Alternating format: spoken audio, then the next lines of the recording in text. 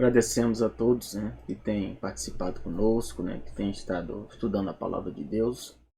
E nós vamos aproveitar, né, como eu falei para vocês, enviar uma mensagem. Nós vamos estar gravando aqui na sexta-feira ou até no sábado para estar encaminhando para vocês. Então eu vou ver a melhor maneira possível, né, e para que possa estar gravando e transmitindo e enviando os estudos para vocês. Vamos fazer uma breve oração para que Deus nos conduza. Nosso Deus e Pai, que Teu Santo Espírito esteja conosco, nos guiando nos momentos que se seguem. Guia-nos em toda a verdade. Dá-nos sabedoria, discernimento, entendimento e compreensão.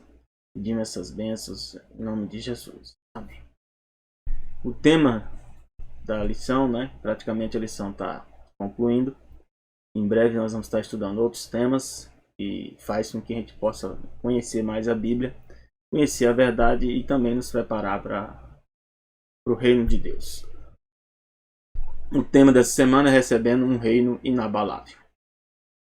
E esse reino, né, é inabalável não porque nós temos condição ou nós temos na melhor situação do que em relação aos demais, né? Mas é inabalável porque quem prometeu vai cumprir. E nosso Deus é um Deus que pede a nós algumas coisas. Não porque essas coisas sejam, né, exigência somente, né? Sendo Deus, quando Deus pede uma coisa, né, é uma exigência, né? Mas não é exigência forçada. Tem tudo uma razão. E aqui o verso nos diz: por isso, recebendo nós um reino inabalável. Então Deus tem um plano desde a origem, desde a criação da raça humana. Deus tem um plano que nós fôssemos seus herdeiros. E ele já fez algo assim, como se podia dizer, algo claro mostrando isso, quando nos criou, né? E criou a nós como a imagem e semelhança dele. Aqui nos diz, ó, em Gênesis, né? Gênesis 1:27, e criou Deus o homem à sua imagem, a imagem e semelhança de Deus, né? O criou.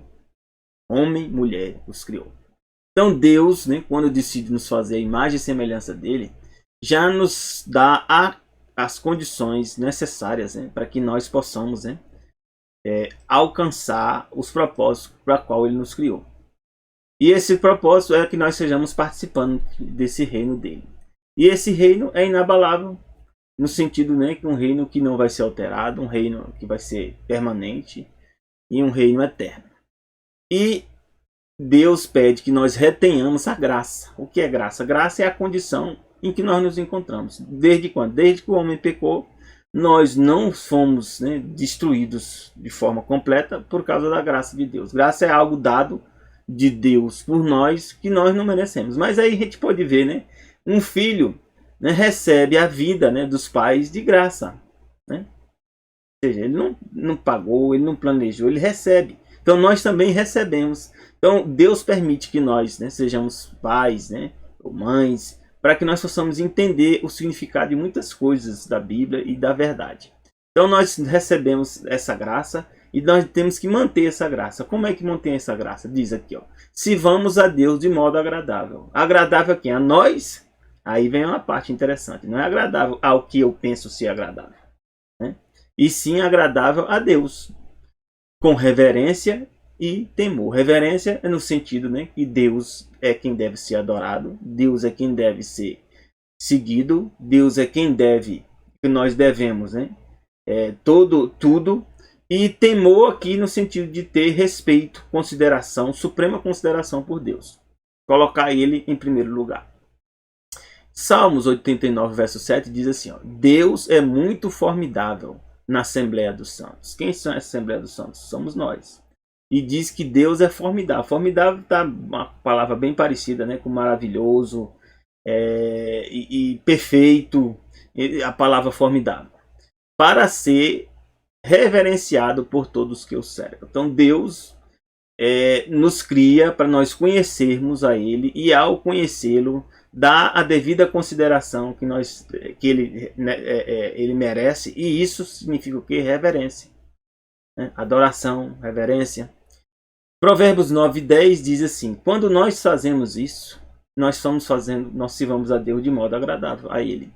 Diz, ó, o temor, ou seja, a reverência a Deus, ou temor a Deus, ao Senhor Deus Yahvé, é o princípio da sabedoria. Então, sabedoria é um dom que Deus nos dá. E nós só vamos poder usar esse dom conhecendo a Deus. Se nós não conhecemos a Deus, se nós não temos temor, ou seja, respeito, reverência por Ele, nós nunca seremos sábios. E o conhecimento do santo, ou seja, conhecer o Deus como um ser santo, separado, santo significa separado, significa o quê? Prudência.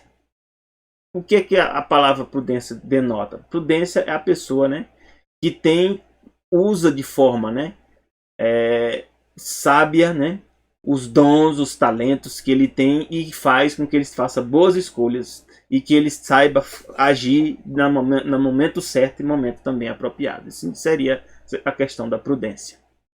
Provérbios 14, 27 diz: o temor de Yahvé é a fonte da vida. Temer a Deus é o que faz com que nós tenhamos o que? Vida. Essa vida vem de quem? De Deus.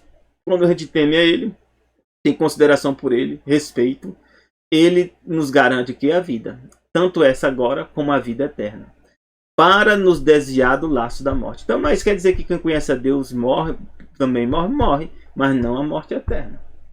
Não a morte que Adão e Eva, né, por ter pecado, trouxe para a humanidade. Adão e Eva, por ter pecado, trouxe a morte eterna, que a Bíblia chama de segunda morte. Mas pela graça de Deus, Deus deu o quê?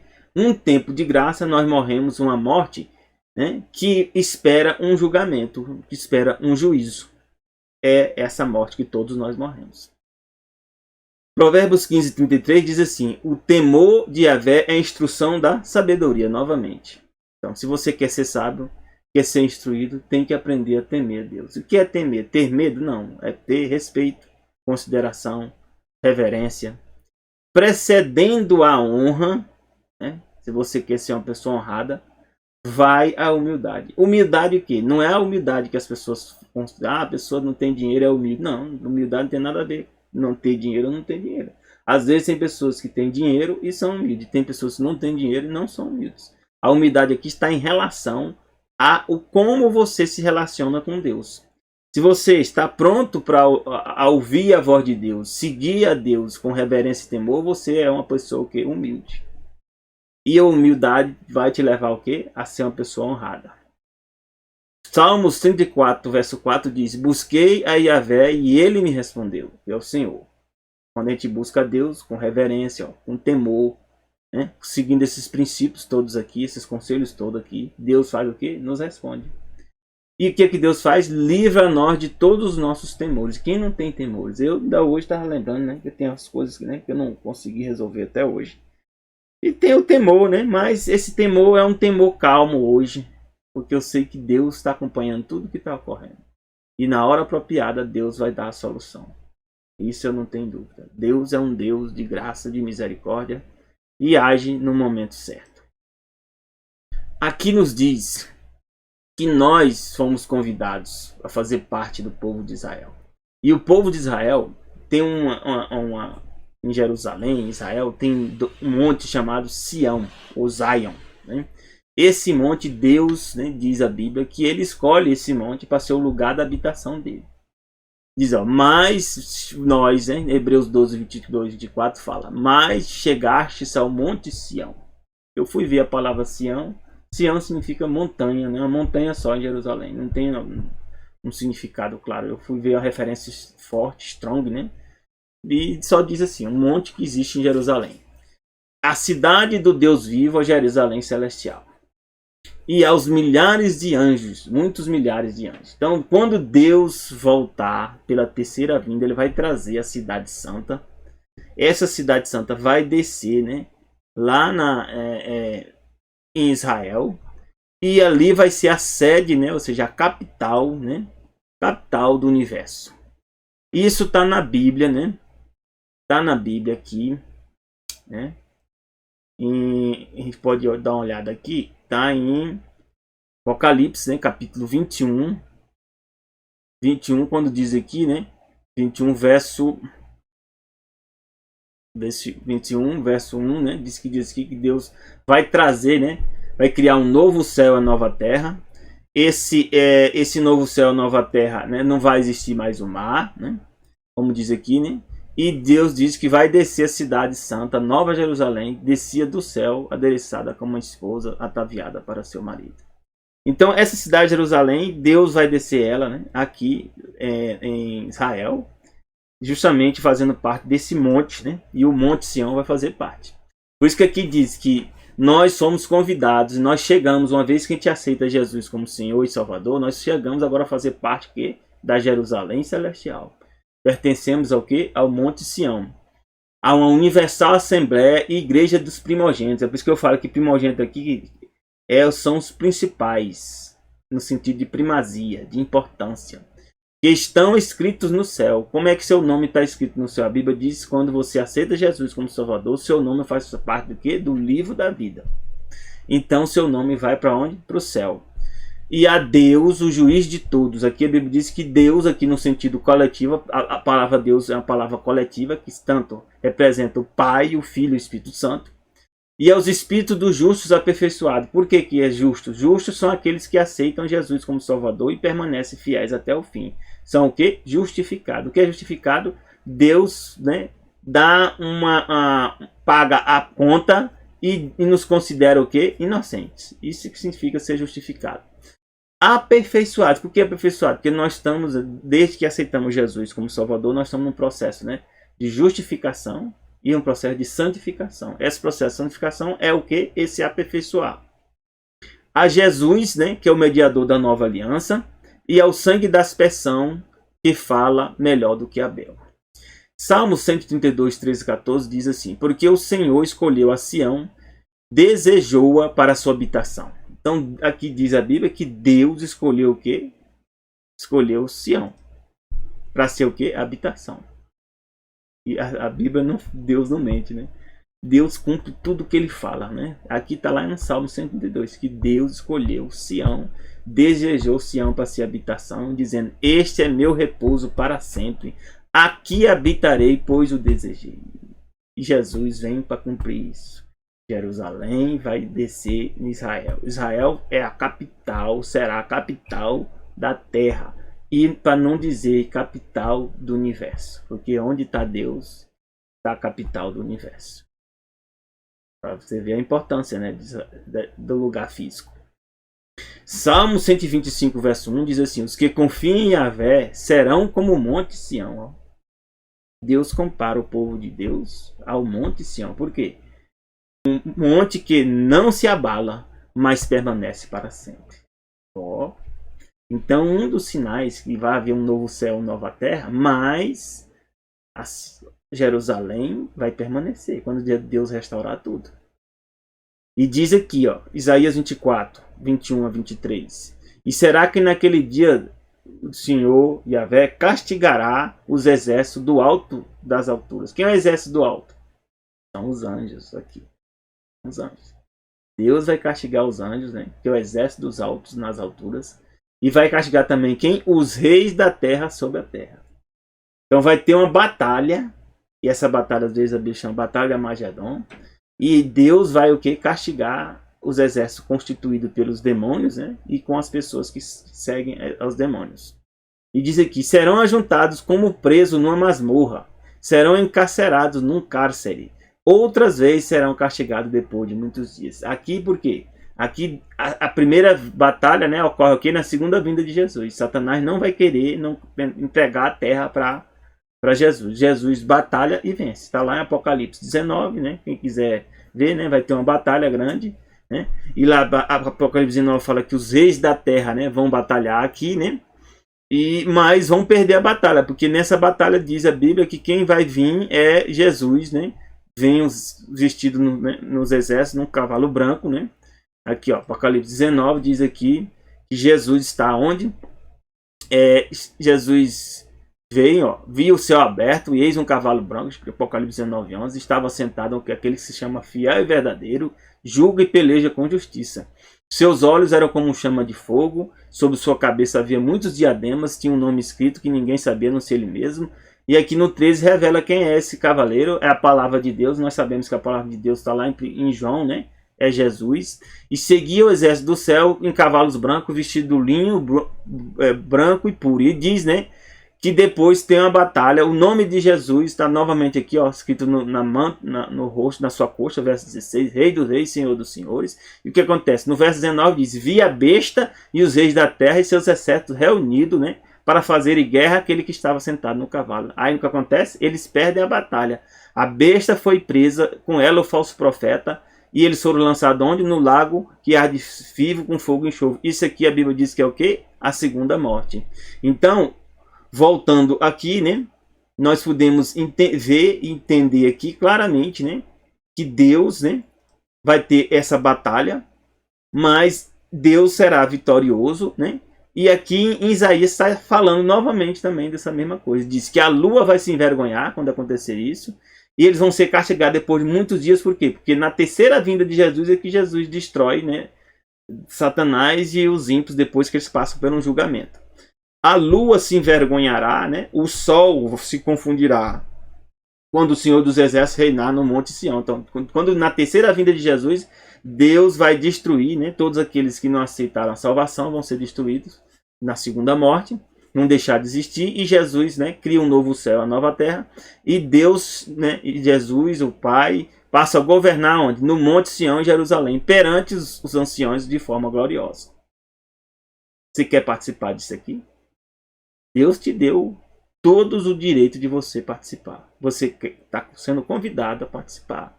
Mas aí você tem que escolher o lado. Só tem dois lados, viu? O lado de Deus e o lado de Satanás, ou Lúcifer. Então a Bíblia diz aqui em Hebreus 12, 23, ó, que a Universal Assembleia, a Igreja dos Primogênitos, né, as pessoas que estão inscritas no céu, diz que tem um juiz. Esse juiz é Deus. Ele julgará a todos, inclusive os anjos e também a cada um de nós. E a Bíblia fala em Daniel 7, 9, 10, dá um relance, ou seja, um vislumbre de como vai acontecer esse julgamento. A capítulo 7 fala, né, sobre os 4 animais, sobre as bestas, né, e diz que no final da batalha dessas bestas, essas bestas são o quê? Elas perdem essa batalha e há um julgamento. Daniel 7, 9 e 10 explica justamente, ó. Continuei olhando até que foram postos uns tronos e um ancião de dias, esse ancião de dias aqui é Deus, o Pai, se assentou e a sua veste era branca como a neve e o cabelo de sua cabeça como a pura lã. Seu trono era de chamas de fogo e as suas rodas de fogo ardente. Um rio de fogo manava e saía diante deles. Milhares e milhares o serviam e milhões assistiam dele. E assentou-se o quê? O juízo e abriram-se o livro. Nós, adventistas, entendemos que esse juízo começa quando? A Bíblia diz lá em 1844. Isso está lá na profecia de Daniel, né? Deus fala lá em Daniel 8,14, quando é que o santuário seria purificado, né? E a Bíblia diz que o dia da purificação é chamado dia da expiação, o dia onde havia uma vez por ano o quê? Um juízo ou um julgamento. De que? De todas as pessoas que tinham confessado seus pecados durante o ano, o santuário era purificado. Então Deus falou que esse santuário seria purificado, né? Ia demorar 2.300 tardes e manhãs. E nos estudos da profecia de Daniel, essa data começa no ano 456 a.C. e conclui em 1844. Então o julgamento dos mortos começou em 1844 e vai terminar na segunda vinda com os vivos quando Jesus voltar. Mas quem vai ser julgado? Aqueles que creram em Jesus, né, que aceitaram a salvação, para saber se o nome deles permanece no livro da vida ou não. Daniel 7:22 diz aqui, ó, até que veio o ancião de dias e fez justiça aos santos dos Altíssimos, e chegou o tempo em que os santos possuíram o reino. Então, quando Deus faz esse julgamento e Jesus volta na segunda vinda, nós vamos ter o quê? Possuir o reino. Daniel 7:24 e 25 fala quem é esse poder que vai se opor a Deus para tentar atrapalhar os planos de Deus. Lá Deus fala, né, que existiria 4 animais, um deles seria um leão, o outro seria, né, um urso, o outro seria um leopardo e o outro seria o que? Um animal terrível e espantoso. O leão, a Bíblia diz, mostra que seria representável o rei, o reino babilônico. O urso, o reino medo-persa. o leopardo, o reino da Grécia. O reino da Grécia seria dividido em 4 generais, iam se dividir e criar o quê? O Império Romano, que seria o quê? Esse quarto animal terrível e espantoso. Esse quarto animal terrível e espantoso, ele não seria destruído e iria estar o quê? Governando até Jesus voltar. Os descendentes desse quarto animal ia surgir o quê? Um chifre pequeno. A Bíblia mostra que esse chifre pequeno é um chifre que tinha que ter característica política e religiosa. Nós podemos ver ao longo da história, aqui em Daniel 7, 24 e 25. Ó. E quanto aos 10 chifres, daquele mesmo reino se levantará o quê? 10 reis. E depois dele se levantará outro, que é o que chama de chifre pequeno, o qual será diferente dos primeiros, vai abater 3 reis. Na história nós podemos ver que quando o Império Romano estava começando a se dividir, né, na Constantinopla, imperador, surgiu um poder, né, descendente do Império Romano, que foi o quê? A Igreja Cristã Católica, Apostólica e Romana. A história mostra que para a Igreja Católica Apostólica Romana se concretizar, se consolidar, ele abateu 3 povos que pertenciam, né, a esses chifres aqui, né? Ostrogodos, Visigodos, Érulos, Ostrogodos e Visigodos, né? E esse poder também iria fazer o quê? Iria proferir palavras contra o Altíssimo. Você tem que falar coisas relacionadas com Deus, né? Ia destruir os santos do Altíssimo. A Bíblia diz quem são esses santos do Altíssimo. São as pessoas que seguiam a Bíblia, né? E se tentavam, né, seguir os mandamentos de Deus. Nós podemos ver que o poder católico romano, ele se expandiu. Algumas pessoas não concordaram com suas ideias, né? Eles começaram a tentar impedir as pessoas de ler a Bíblia, perseguir as pessoas que lêem a Bíblia. Houve grandes inquisições e muitas perseguições e mortas. É por isso que aqui diz, ó, que ele ia fazer, cuidar, mudar os tempos e as leis. A lei que Deus deu é a lei dos 10 mandamentos, está lá em Êxodo 20. Dentro dessa lei dos 10 mandamentos, Êxodo 20, existe um mandamento, né, que está relacionado com o tempo, e esse mandamento é o 4º mandamento, que trata do sábado. Aí, se nós formos ver a Igreja Católica Apostólica Romana, tentou unir a religião, né, cristã com o paganismo, e aí trouxe a adoração ao dia do domingo. Quem começou com isso foi Constantino, né, que fez um decreto, né, no dia 7 de março do ano 321, dizendo que agora as pessoas tinham que adorar, reverenciar o dia do Deus Sol, que é o primeiro dia da semana, que é o domingo. Então a Igreja Católica acolheu isso aí e passou a ensinar as pessoas a fazer isso. E promulgou dizendo que os mandamentos, né, tinham sido alterados. Eu era católico, né, estudei no catecismo justamente guardar domingos e festa. Retirou o 2º mandamento, que trata, né, de não adorar imagens, e dividiu o 10º mandamento em 2. Ele diz que tem poder para isso. Só que a Bíblia diz que isso aqui é um poder que a Bíblia chama o quê? Um poder que está contra Deus.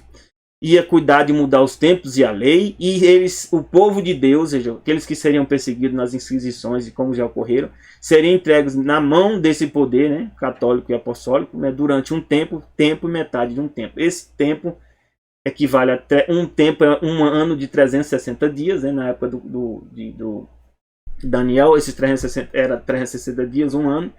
Então seria como se fosse 3 anos e meio, seria equivalente ao que? 1.260 anos.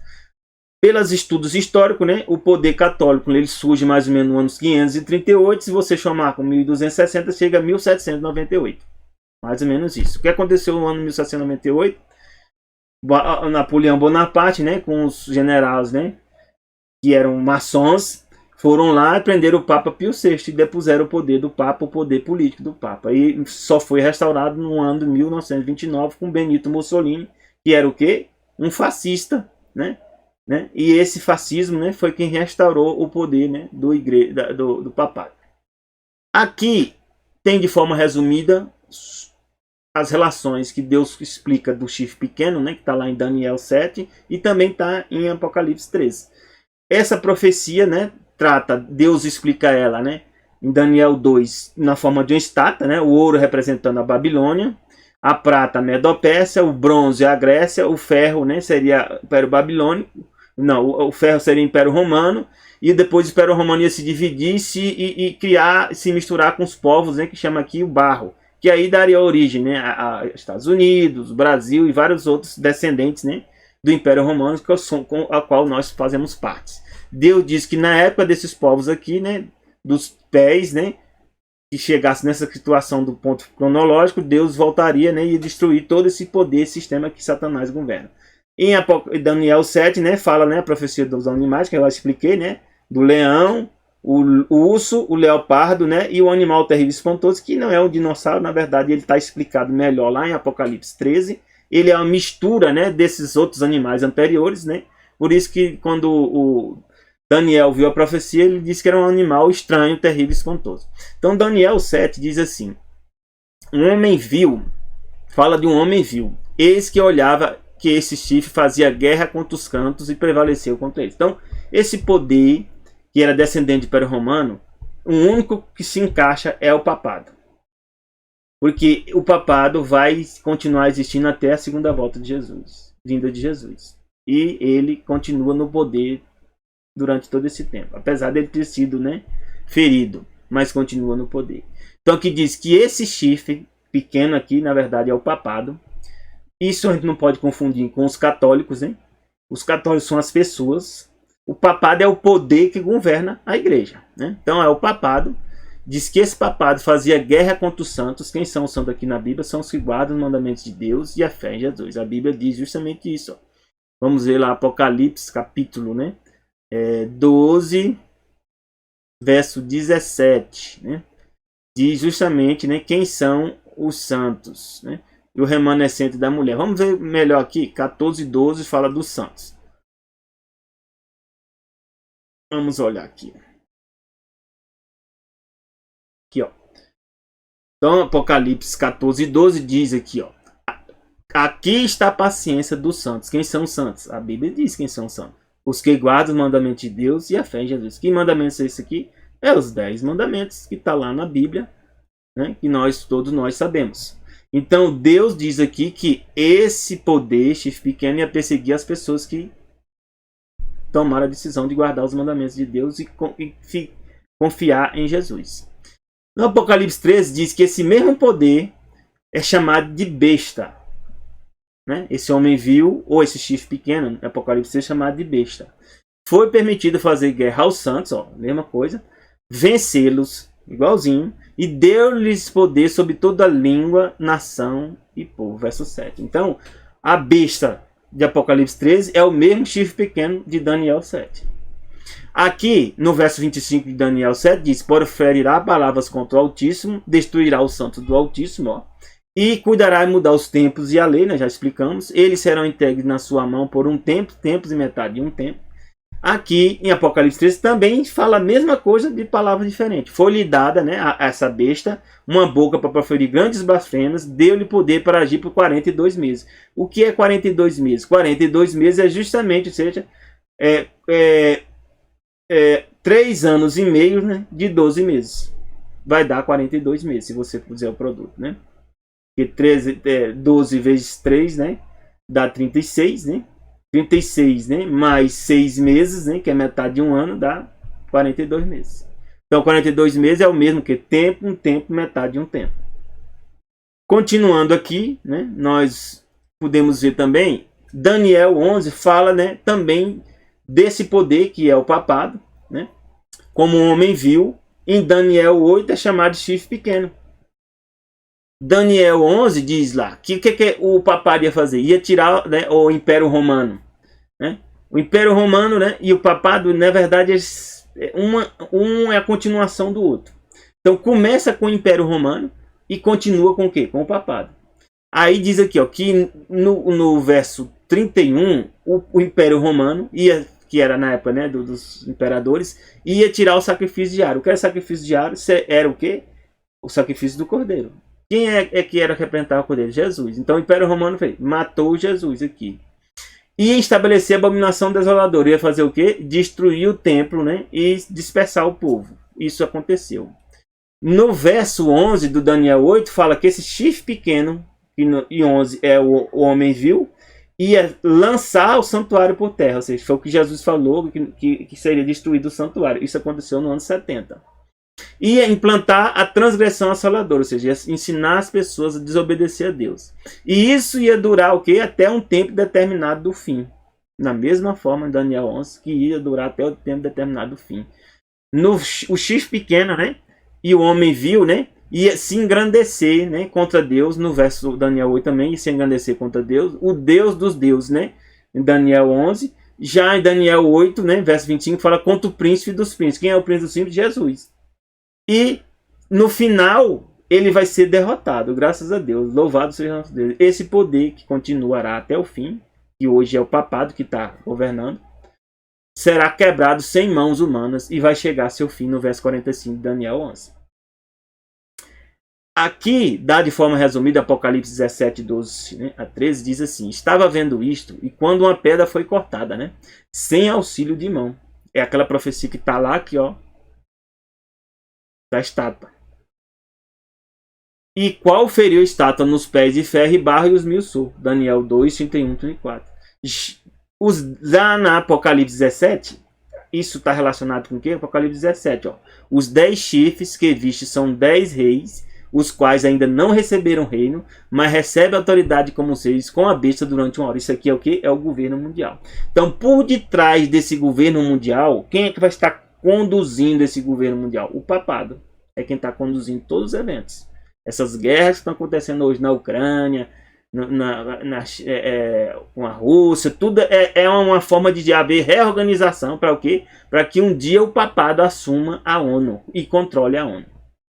E aqui diz que eles vão governar com uma hora, né, com a besta. Quem é a besta aqui é o papado. Então, em algum momento da história, o papado, ou seja, um papa, vai assumir o poder de governo sobre toda a terra. E diz que todos, né, esses poderes, esses reis da terra, né, ou seja, esses governos que tem na terra, têm um só pensamento. Satanás tem conduzido o pensamento de todos esses líderes. Para o que? Oferecer a besta, ou o papado, ou o chifre pequeno, ou o homem vil, o poder e a autoridade que possui. Para quê? Para um dia batalhar contra Jesus, como está lá escrito em Apocalipse 19, né? Que a gente viu que a besta estava junto com os reis da terra para lutar com Jesus, para se opor à segunda vinda de Jesus. Então, mas isso, a Bíblia diz aqui, ó, em Daniel 7, 9, diz: eis, continuei olhando até que foram postos uns tronos e o ancião de dias se assentou, como a gente viu antes. No Apocalipse também fala de algo similar, que é a mesma cena, dizendo com grande voz: temei a Deus, dá-lhe glória, porque vinda a hora do juízo. Assim, quando, depois que o papado, né, ele foi atingido, né, pelo Napoleão Bonaparte, que tirou os poderes, né, do Papa Pio VI, eles foram restaurados, mas logo depois disso a Bíblia diz que começaria o que? O juízo. Como eu falei a vocês, o juízo começou quando? Em 1844. Em 1929 é restaurado o poder papal e eles voltam, né? Estão voltando com todo o poder até agora. Daniel 7,11 diz: estive olhando por causa, né, da voz com grandes palavras que o chifre proferia. Então o chifre ia continuar o quê? O papado, né, descendente do Império Romano, ia continuar o quê? Falando grandes palavras. Em Apocalipse 14, 9 fala, né, que se alguém adorar a besta, sua imagem, e receber o sinal na testa ou na mão, ou seja, significa que a besta vai fazer com que os líderes, os governantes e também os empresários, as pessoas que têm poder financeiro, entrem num sistema, né, de sociedades secretas. Essa sociedade secreta vai conduzir as pessoas todas para o quê? Para receber esse sinal, né, essa imagem, né, e o sinal na testa ou na mão. Daniel 7,3 diz: estava olhando nas minhas visões da noite e escrevia na nuvem do céu um como o filho do homem. Quem é esse filho do homem? Jesus. Aqui está falando da segunda vinda de Jesus. E Apocalipse 14,14 diz: eis uma nuvem branca assentada sobre a nuvem semelhante ao filho do homem. Aí nós podemos dizer lá em Mateus 24, que é justamente a segunda vinda de Jesus. Depois do juízo, depois que esse governo mundial foi implantado, e o papado e os governantes do mundo tiverem, né, tentando controlar a humanidade, Jesus volta. Porque todo mundo se decidiu. E quem vai julgar todo mundo? A Bíblia diz em João 5,22, quem é que vai julgar? Diz: também o Pai a ninguém julga, mas deu ao Filho todo o juízo. Então quem vem julgar a todos nós é Jesus. E Jesus já disse que quem não crê nele já está condenado. Quem crê nele e permanecer fiel até o fim já vai estar salvo. Isso está lá em João capítulo 5. A gente não vai ter tempo de ler aqui, porque senão a gente passa muito tempo aqui. Mas aqui nos diz que Deus vai fazer tremer os céus e a terra. Por quê? Para mudar o sistema de governo. Para mudar essa ordem que Satanás tem governado a terra até agora. Deus vai mudar essa ordem e vai estabelecer a ordem verdadeira, que é a ordem dele. Hebreus 12, 25 a 27 diz: Vede que não rejeiteis ao que fala. Eu espero que você não rejeite as coisas que Deus, você está conhecendo hoje aqui, né? Que Deus te abençoe, que Deus te ilumine, para que você possa, né, depois ver, talvez, esse estudo aqui com mais detalhe, uma vez, duas vezes, até você entender, ver as passagens, né, e você poder compreender as verdades que Deus quer te revelar. Vede que não rejeiteis ao que fala, porque se não escaparam aqueles que rejeitaram o que na terra os advertia, muito menos nós se nos desviarmos daquele que é do céu. Quem é dos céus? Jesus. Quem é que era da terra? Moisés. As pessoas rejeitaram Moisés, o que acontece? Foram condenadas. E hoje, se a gente rejeitar Jesus, a condenação é maior ainda. A voz do qual moveu então a terra, mas agora anunciou, dizendo: ainda uma vez comoverei não só a terra, senão também o céu. Então Deus vai criar, como diz a Bíblia, novos céus e nova terra. Vai ser alterado? Vai. Essa palavra, ainda uma vez, mostra a mudança das coisas móveis como coisas feitas para que as imóveis permaneçam. O que é que permanece? O que é imóvel? A palavra de Deus, a verdade. Deus é a verdade, o Espírito Santo é a verdade. A palavra de Deus é o quê? É a verdade. Ela é santa, boa e justa. Isso aí não vai mudar, não. Mas o que vai mudar? Nós que vamos ser transformados. O caráter nosso que tem que ser transformado. A terra vai ser o quê? Transformada. Isso aí tudo vai ser mudado. Ageu 2,9 diz: a glória desta última casa será maior do que a primeira. Diz o Senhor dos Exércitos: neste lugar darei paz, diz o Senhor dos Exércitos. Que casa é essa segunda casa? Quando, né, foi destruída o templo de Jerusalém na época depois dos babilônios, que eles voltaram, né? Depois foi destruído o templo. Deus prometeu que ia ser reconstruído o santuário novamente, e foi reconstruído. E Deus falou que a glória desse santuário, apesar que ele não era mais bonito, né, nem mais belo que da época de Salomão, seria maior essa glória. Por quê? Porque a presença visível de Deus estaria lá. João 1,14 diz que quem é essa glória? E o verbo se fez carne e habitou entre nós. E vimos a sua glória, como a glória do unigênito do Pai, cheio de graça. É verdade. Então Jesus andou naquele templo. Você vê como é as coisas. As coisas de Deus maravilhosas, gloriosas, é quando Deus se manifesta, mesmo da forma humilde. Jesus estava lá, muitos nem entenderam o que estava acontecendo, mas Deus disse: olha, a glória disso aqui vai ser enorme, porque Ele estará presente. Segundo Pedro 3,10 diz: mas o dia do Senhor, meus irmãos, virá como o quê? Como um ladrão de noite, sem avisar. Olha, prestemos atenção. E aqui é para todos. Jesus não está falando aqui os que estão na igreja e os que não estão na igreja, não. A diferença dos que estão na igreja e os que não estão na igreja é que estão na igreja estão lendo e estão sabendo que vai ser pego de surpresa, mas pode se preparar. E diz que vai acontecer com o céu. Os céus passarão com grande estrondo. Imagine, os céus vão passar com grande estrondo. E os elementos ardendo se desfarão, e a terra e as obras que nela há se queimarão. Então Deus vai o quê? Consumir com fogo. Que fogo será esse? A Bíblia diz que esse fogo é semelhante ao quê? Ao lado de Sodoma e Gomorra. Deus lança esse fogo, vai consumir tudo. Nós não vamos conseguir apagar, não. Deus vai consumir tudo que é ruim, tudo que já não serve mais, vai ser consumido. Mas Deus promete aqui, né? O quê? Que Salmos 15, verso de 1 a 5 diz assim, ó: o Senhor tem a pergunta: quem habitará então no teu tabernáculo? No Monte Sião?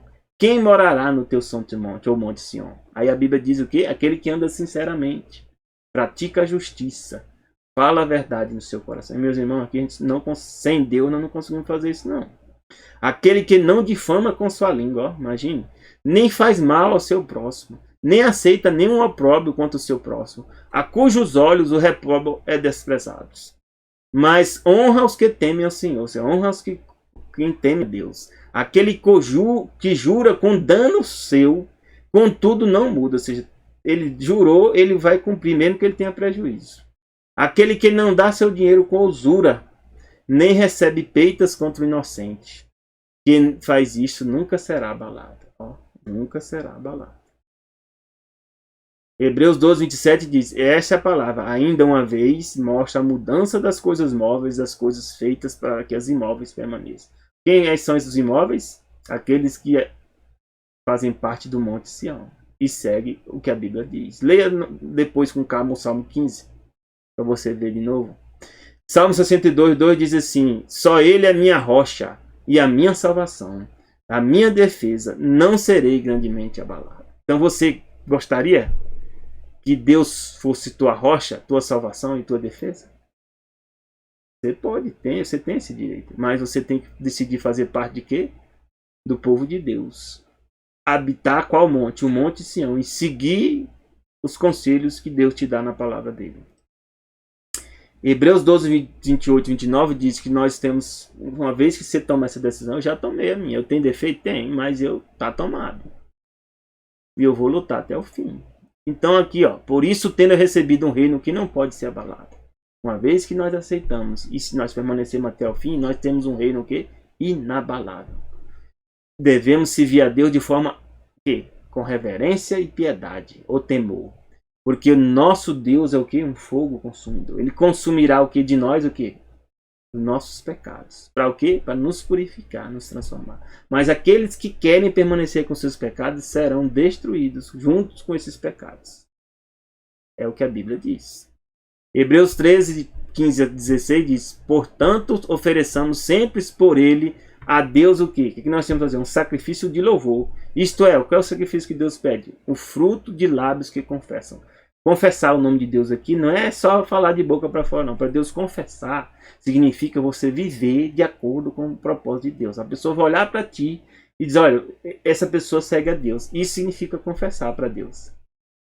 E não vos esqueçais da beneficência e comunicação, porque com tais sacrifícios Deus se agrada. Que é beneficência? Fazer o bem e levar o evangelho às pessoas. Deus diz, se você segue esse caminho, e você pode fazer o quê? Oferecer a Deus sacrifício de louvor. Pagar a Deus os teus votos. O que é os votos? Dízimos, ofertas que você cumpre com isso aí. Os votos você faz com Deus, você cumpre esses votos. Deus diz o quê? Se você fizer isso, invoca-me no dia da tua angústia. Todos nós temos dia de angústia. Eu te livrarei e tu me glorificarás. Louvado seja nosso Deus. Salmo 50, 23 diz assim, aquele que oferece sacrifício de louvor me glorificará. Aquele que bem ordena o seu caminho, eu mostrarei a salvação de Deus. O que é bem ordenar o caminho? Qual é o caminho? É Jesus. Jesus diz, eu sou o caminho, a verdade e a vida.